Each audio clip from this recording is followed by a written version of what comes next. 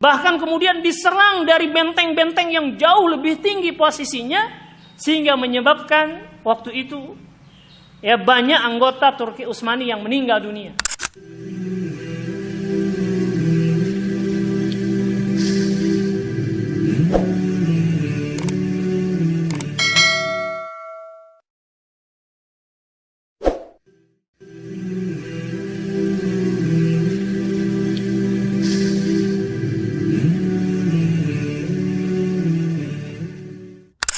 Bismillahirrahmanirrahim. Assalamualaikum warahmatullahi wabarakatuh. Alhamdulillahirabbil alamin alladzi arsala rasulahu bil huda wa dinil haqq liyudhhirahu ala dini kullih wa kafa billahi shahida. Asyhadu an la ilaha illallah wahdahu la syarika lahu wa asyhadu anna Muhammadan abduhu wa rasuluh. Allahumma shalli wa sallim ala nabiyyina Muhammadin wa ala alihi wa sahbihi wasallam. Amma ba'du. Ikhwah sekalian, alhamdulillah Allah Subhanahu wa taala pertemukan kita di kesempatan hari ini. Nah, Sultan Muhammad II itu sebenarnya sudah diangkat menjadi sultan ketika dia berusia 15 tahun. Ketika ayahnya, yaitu Sultan Murad II, itu mengundurkan diri. Tapi kemudian muncul serangan dari pasukan salib, ternyata termasuk diantaranya adalah Rumania, Bulgaria, dan yang lainnya, yang masuk ke negeri-negeri Turki Utsmani. Sementara ketika itu Sultan Muhammad II belum sanggup, akhirnya dia dipaksa mundur, oleh Perdana Menterinya dan mengangkat kembali Sultan Murad II.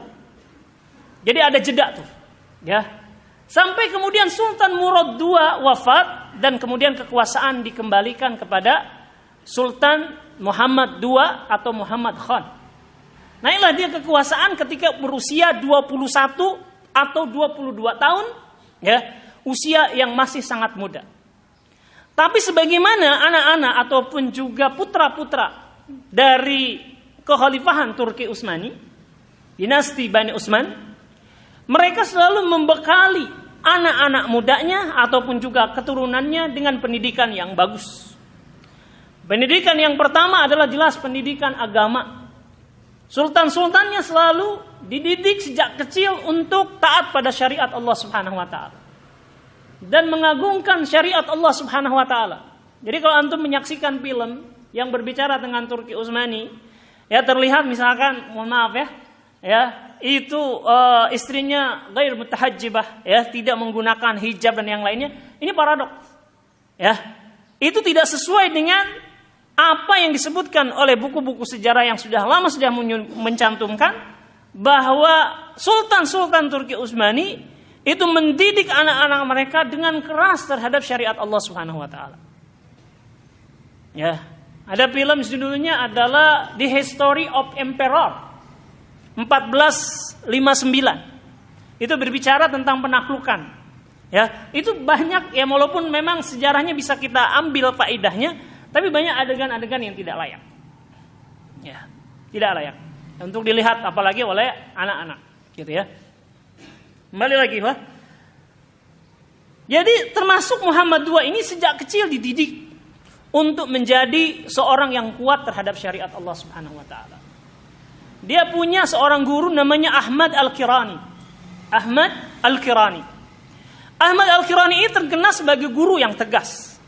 Oleh Sultan Murad II diminta dia untuk mendidik bagaimana caranya supaya Muhammad II ini orangnya kuat terhadap agama.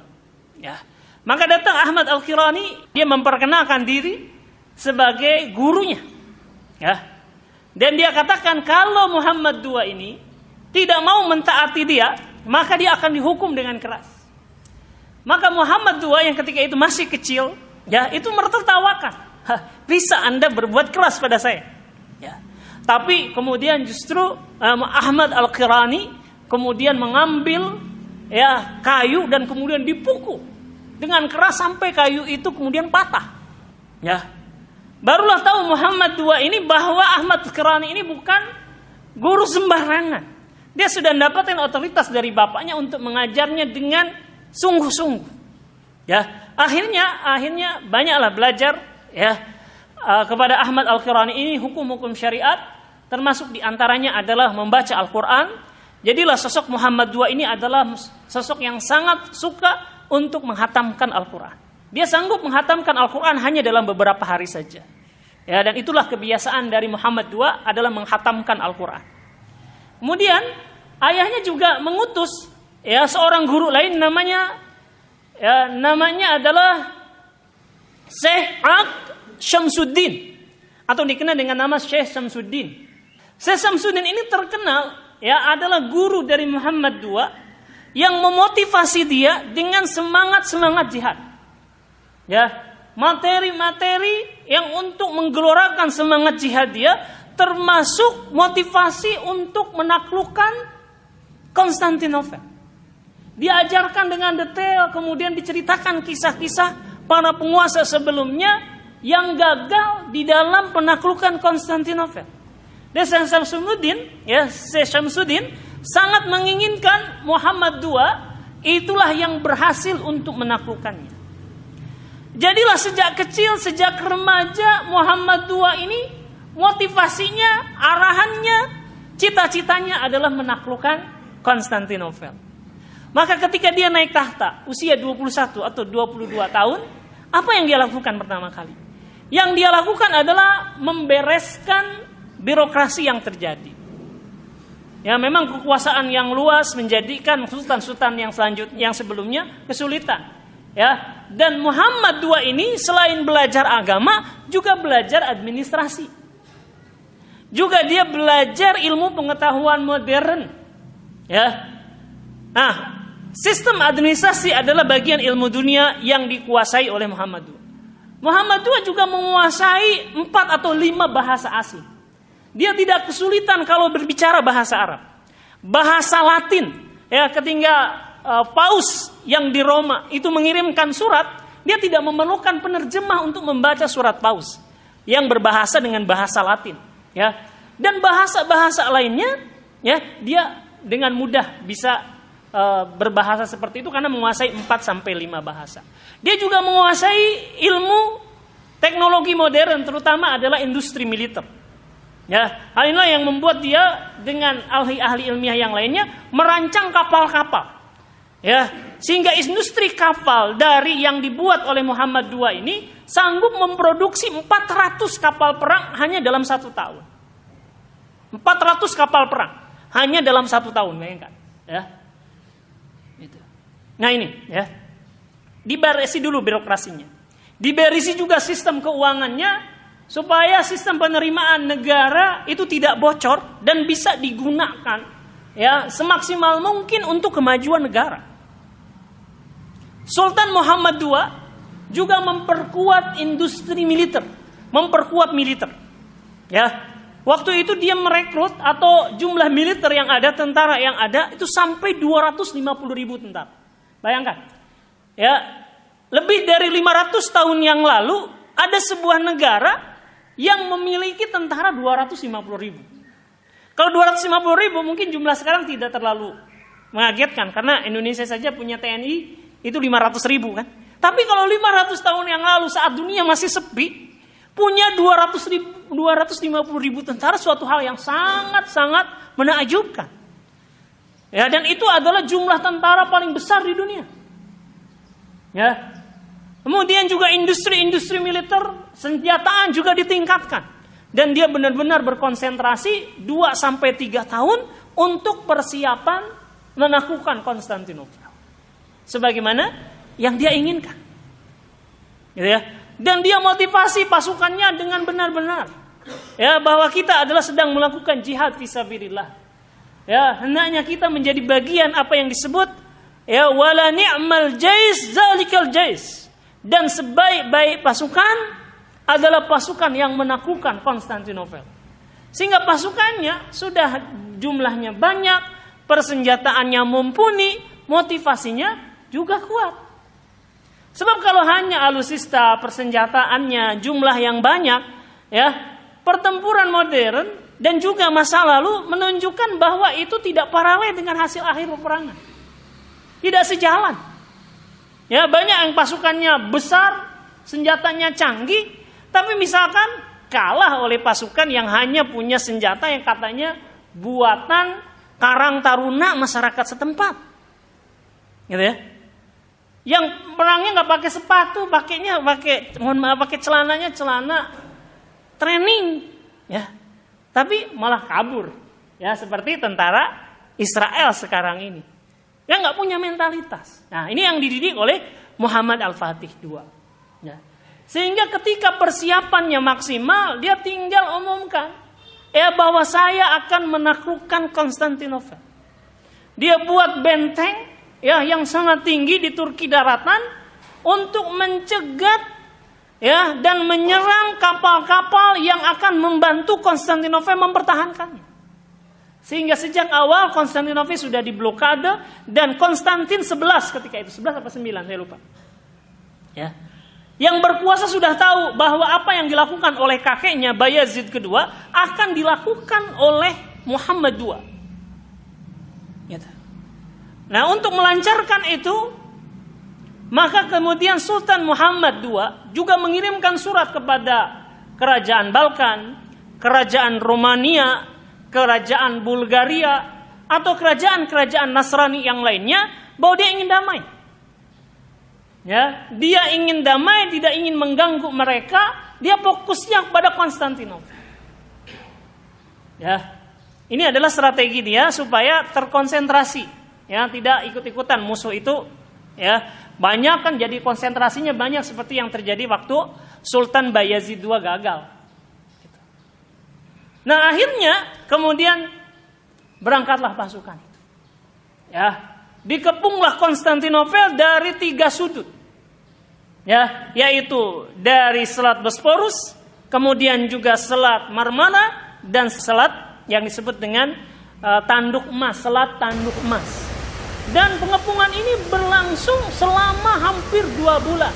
Ya, pasukan-pasukan kaum muslimin tadinya seolah-olah akan menang dengan mudah ketika pasukannya berhasil mendesak armada laut dari Konstantin ini. Tapi begitu memasuki benteng-benteng sistem pertahanannya juga berhenti.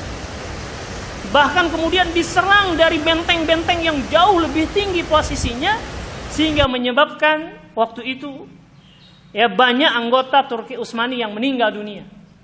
Belum lagi Konstantinopel juga ini karena negara kuno, sistem pertahanan dan sistem militernya juga sudah sangat canggih. Tidak gampang ditaklukkan. Mereka punya yang disebut dengan meriam-meriam api. Ya, itu seperti belambir tapi isinya api. Seperti semprotan pemadam, ya, tapi isinya api. Dan itu membakar tentara-tentara Turki Utsmani. Dan itu berlangsung stagnan, berlangsung deadlock, terjadi kebuntuan, ya, dan terbayang kegagalan yang terjadi di zaman Bani Umayyah, Bani Abbasiyah, Turki Saljuk, dan juga ketika kakeknya juga gagal. Sampai kemudian tapi tidak pernah menyerah Muhammad II ini. Setiap kali dia mau mundur sudah mengatakan, saya menyerah, saya sudah berhenti. Ini mungkin takdir saya, bukan seorang penakluk Konstantinopel. Dia ingat-ingat kembali motivasinya. Ya, wala ni'mal jayz zalikal jayz wali ni'mal amir amiruha. Sebaik-baik pasukan adalah pasukan yang menaklukkannya, dan sebaik-baik pemimpin adalah pemimpin yang menaklukkannya. Dia termotivasi lagi. Ya. Lantas kemudian dia merubah strategi yang tidak pernah dilakukan oleh prajurit ataupun komandan pasukan manapun. Mayoritas dari 400 kapal yang berada di Selat Bosporus dan Selat Marmara itu kemudian dipindahkan melalui jalur darat menuju titik paling lemah, tembok yang paling tipis dari benteng-benteng Konstantinopel. Diangkutlah itu, diseretlah kapal-kapal itu melalui daratan, melintasi hutan, melintasi bukit. Bayangkan, melintasi bukit. Dibuat sandaran ataupun dibuat bantalan untuk memindahkan kapal-kapal raksasa, kapal-kapal kecil, kapal-kapal sedang itu dengan kayu-kayu pohon yang ditebang di tengah malam dan digerakkan pasukan itu di malam itu juga. Mungkin nggak saat ya pasukannya 250.000. Ya mungkin sekali. Ya, dilumuri dengan minyak-minyak goreng, dilumuri dengan lemak-lemak binatang, supaya mudah pasukan itu licin untuk melintasi, ya, daratan, hutan, dan juga lembah-lembah. Sampai kemudian berhasil masuk ke selat yang disebut dengan selat tanduk emas tadi. Gitu ya. Dan dia memutar. Ya. Dan ketika matahari terbit, ya, matahari terbit, terkaget-kaget penduduk Konstantinopel begitu melihat kapal-kapal perang Turki Utsmani sudah ada di hadapan mereka. Padahal tadinya jauh di sudut yang lain, sekarang sudah pindah tiba-tiba. Dan mulailah ketika itu, ya, benteng-benteng Konstantinopel dihajar oleh meriam-meriam raksasa yang memang sudah disiapkan oleh Muhammad II, hasil kolaborasinya dengan seorang, ya, ahli persenjataan dari Konstantinopel juga yang bernama Orban. Dibuat meriam-meriam raksasa yang sangat besar yang harus ditarik oleh puluhan, mungkin ratusan orang untuk memindahkannya. Sekali jelegur meriam itu menghancurkan benteng-benteng itu, ya. Dan masuklah tentara Turki Utsmani itu menyerbu. Dan diberikan pilihan. Ya Konstantin, wahai Kaisar Konstantin, ya, sebelum kami masuk kami berikan pilihan kepada Anda. Apa Anda ingin, ya, meninggalkan tempat ini dengan aman? Ya, dan siapapun dari penduduk Anda yang ingin meninggalkan, Anda akan kami kawal kemanapun Anda pergi. Aman. Atau Anda ingin tetap tinggal bersama kami? Silahkan. Tapi serahkan Konstantinopel itu pada saya. Tapi Konstantin, ya, ke-9 atau ke-11 itu menolak berdamai. Dan dia memilih bertarung untuk mempertahankan negerinya sampai dia tewas. Ya, masuk dan kemudian diberikan jaminan keamanan. Tidak ada pemaksaan agama, ya. Gereja kalian tetaplah gereja kalian, silahkan dipakai. Ya. Kami adalah tentara-tentara Islam. Ya, jangan khawatir, tidak ada yang harus ditakutkan. Tidak ada yang harus ditakutkan. Masuklah, ya, Turki Utsmani ataupun tentara Turki Utsmani dan kemudian merubahnya dari kota Konstantinopel menjadi kota Islam. Atau dalam bahasa Turki, Islambul, yang kemudian lidah kita mengatakan Istanbul. Ya, dan Sultan Muhammad II kemudian bersujud syukur karena telah berhasil menaklukkan Konstantinopel yang sudah berabad-abad sangat diidam-idamkan kaum muslimin, sekaligus menutup celah serangan pasukan salib dari arah Eropa. Demikian kisah kita pada kesempatan kali ini. Mudah-mudahan menginspirasi bagi kita semua. Dan mohon maaf apabila ada kekurangan ataupun cerita yang tidak lengkap. Wal afu minkum. Assalamualaikum warahmatullahi wabarakatuh.